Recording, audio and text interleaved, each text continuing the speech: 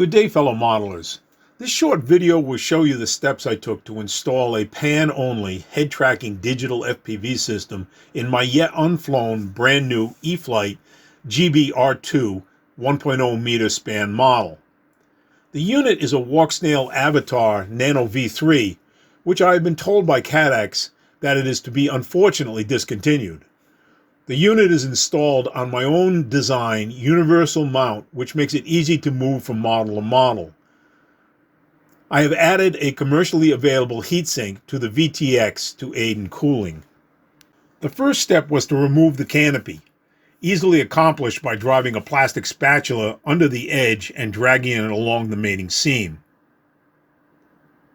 Next, the pilot was removed. It's just made of foam.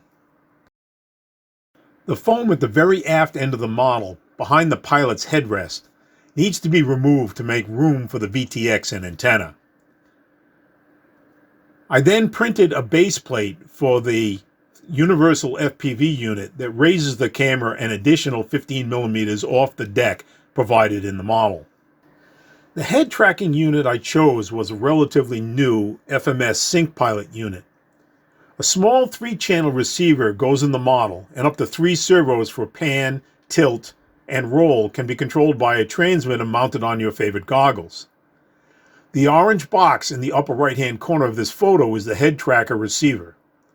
Power is supplied by the model receiver, and a servo extension is plugged into the pan port, called Yaw by FMS, on the head tracking RX, and passed back to the cockpit area. Not shown in this photograph is the cable required to power the video transmitter. It will be tapping off 3 of the 4 cells in the model battery pack to provide power to the VTX. To provide cooling air to the VTX and to improve forward vision, the 3 larger windows in the front of the canopy were cut out. And finally, to allow some of the cooling air to escape, holes were created in the side of the fuselage on both left and right sides, just above the decal that represents navigation lights on the model.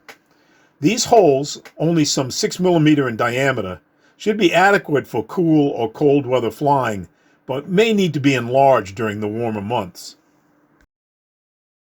Here is a short video taken in my backyard of the view from the cockpit.